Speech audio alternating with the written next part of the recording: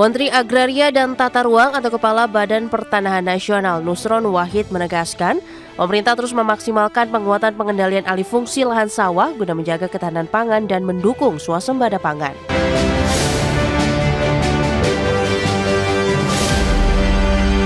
Pemirsa, pemerintah terus memperkuat kebijakan tata ruang untuk melindungi sawah nasional. Langkah tersebut untuk memperkuat pengendalian alih fungsi lahan sawah guna menjaga ketahanan pangan dan mendukung swasembada pangan. Menteri Agraria dan Tata Ruang atau Kepala Badan Pertanahan Nasional Nusron Wahid menegaskan, pemerintah terus memaksimalkan penguatan pengendalian alih fungsi lahan sawah guna menjaga ketahanan pangan dan mendukung swasembada pangan. Menteri Nusron menjelaskan bahwa dalam periode 2019 hingga 2024, Indonesia telah kehilangan sekitar 554.000 hektar lahan sawah yang beralih fungsi menjadi kawasan industri maupun perumahan. Untuk itu mengacu pada Peraturan Presiden Nomor 12 Tahun 2025 tentang Rencana Pembangunan Jangka Menengah Nasional 2025-2030 yang mengamanatkan perlindungan lahan pertanian pangan berkelanjutan atau LP2B harus diproteksi, tidak boleh dialihfungsikan menjadi apapun selama-lamanya. Dan jumlahnya harus 87% minimal dari total LBS. Kalau mengacu kepada Perpres nomor 12 tahun 2025 tentang rencana pembangunan jangka menengah tahun 2025 tahun 2030, di situ dinyatakan bahwa yang namanya lahan sawah yang masuk kategori LP2B, yaitu lahan pangan dan pertanian berkelanjutan, yaitu lahan sawah yang harus diproteksi, tidak boleh dialihfungsikan menjadi apapun selama-lamanya, itu jumlahnya harus 87% minimal dari total LBS. Nusron menambahkan pemerintah berkomitmen untuk memperkuat kebijakan tata ruang dan pengelolaan lahan guna melindungi sawah nasional sebagai aset strategis demi ketahanan pangan dan kesejahteraan rakyat. Dari Jakarta, Tim Liputan, IDEX Channel. Pemirsa, Kementerian ESDM akan menerbitkan 313 izin atas wilayah pertambangan rakyat baru untuk tahun 2026. Kementerian mencatat terdapat 3 provinsi yang telah mengajukan wilayah pertambangan rakyat. Kementerian ESDM akan menerbitkan 313 izin atas wilayah pertambangan rakyat baru untuk tahun 2026. Keputusan ini telah diambil berdasarkan penyesuaian wilayah pertambangan tahun 2025 yang berbasis pada usulan pemerintah daerah. Rencana penyusunan wilayah pertambangan diajukan oleh gubernur setelah berkoordinasi dengan bupati dan wali kota di wilayah yang memiliki potensi mineral dan batu bara. Dalam rapat kerja dengan Komisi 12 DPR RI, Wakil Menteri ESDM Willy Tanjung menyebut, terdapat 3 provinsi yang telah mengajukan wilayah pertambangan rakyat bersamaan dengan hasil verifikasi dari ESDM, yakni Kalimantan Tengah 129 blok wilayah pertambangan rakyat, Sumatera Barat 121 blok, dan Sulawesi Utara 63 blok. Dasar pengajuan rencana penyesuaian wilayah pertambangan adalah berdasarkan usulan Menteri dari usulan Gubernur yang telah melalui proses koordinasi dengan Bupati Wali Kota yang memiliki potensi pertambangan mineral dan batu bara yang dapat diusahakan menjadi kegiatan usaha pertambangan. Kepastian wilayah pertambangan rakyat ini sangat penting untuk menjaga stabilitas iklim investasi sektor minerba, sekaligus memperkuat tata kelola pertambangan rakyat tanpa menimbulkan ketidakpastian bagi pelaku usaha yang telah mengantongi izin resmi. Dari Jakarta, Tim Liputan, IDEX Channel.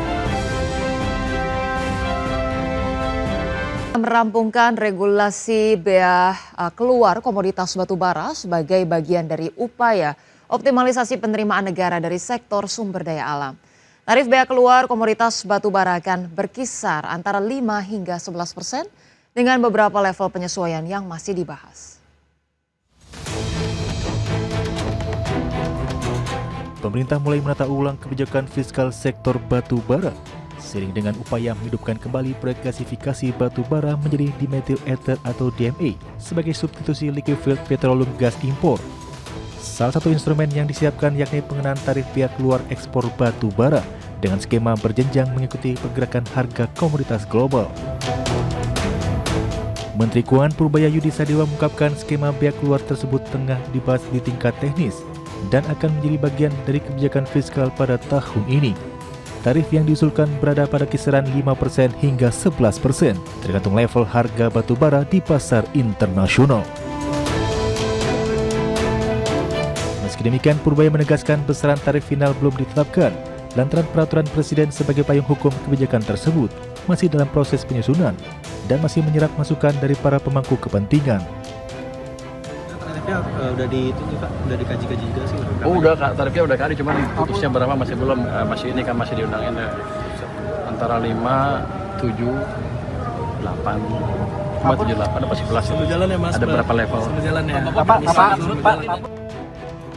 Kebijakan pihak luar ini dipastikan tidak dimaksudkan untuk menekan industri, melainkan menciptakan keseimbangan antara penerimaan negara, stabilitas sektor hulu, dan dukungan terhadap agenda hilirisasi. Dari Jakarta, Tim Liputan IDX Channel. Kita awali dengan informasi pertama pemirsa terkait dengan Presiden Prabowo Subianto menginstruksikan agar ketahanan energi nasional ditingkatkan dari 21 hari menjadi 3 bulan. Guna merealisasikan target tersebut, pemerintah berencana untuk membangun fasilitas penyimpanan minyak baru. Presiden Prabowo Subianto menginstruksikan agar ketahanan energi nasional ditingkatkan dari 21 hari menjadi 3 bulan. Arahan tersebut menjadi salah satu dari 4 fokus kebijakan energi pemerintah. Menurut Menteri SDM yang juga Ketua Harian Dewan Energi Nasional, Bahlil Lahadalia, ketahanan energi menjadi perhatian Presiden lantaran saat ini ketahanan stok bahan bakar minyak nasional baru mencukupi untuk 21 hari, sedangkan standar internasional berada di level 90 hari. Guna merealisasikan target tersebut, pemerintah berencana membangun fasilitas penyimpanan minyak baru. Selain ketahanan energi, fokus kebijakan energi ke depan juga meliputi kedaulatan energi tanpa adanya intervensi pihak lain, kemandirian energi, dan swasembada energi. Kita tahu bahwa ketahanan energi kita hanya 21 hari, dan ini kita akan up menjadi 30 hari, menjadi 3 bulan, dan ini pasti kita akan membangun storage. Yang berikut adalah kemandirian energi. Kita tahu kita hari ini masih impor BBM kurang lebih sekitar 30 juta lebih kiloliter baik solar maupun bensin. Dan yang keempat itulah swasembada. Pasti kami akan melakukan bertahap dan akan tujuannya pada akhirnya adalah swasembada. Seperti diketahui, pemerintah telah melakukan prastudi kelayakan untuk membangun fasilitas penyimpanan minyak di 18 daerah dengan total nilai investasi 72 triliun rupiah. Proyek penyimpanan minyak tersebut menjadi salah satu dari 18 proyek hilirisasi dan ketahanan energi prioritas yang tengah dikaji Badan Pengelola Investasi Danantara. Jakarta, Tim Liputan IDX Channel.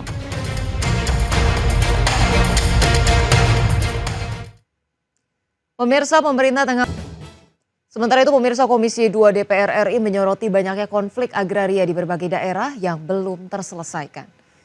Demi memperkuat pengelolaan lahan sawah nasional sebagai aset strategis demi ketahanan pangan, pemerintah harus segera menyelesaikan berbagai persoalan konflik agraria yang masih terjadi di berbagai daerah. Anggota Komisi 2 DPR RI Ahmad Heriawan menegaskan, konflik agraria yang melibatkan masyarakat dan perusahaan masih saja terus berulang, di mana sengketa lahan yang berakar pada hak guna usaha atau HGU dan non-HGU dinilai terus memicu ketegangan serta ketidakpastian hukum bagi masyarakat. Jadi situasi seperti ini adalah saatnya untuk diangkat keseluruhannya ke permukaan untuk menjadi bahan-bahan, untuk menjadi bahan masukan bagi semua proses perundang-undangan yang sedang dibahas.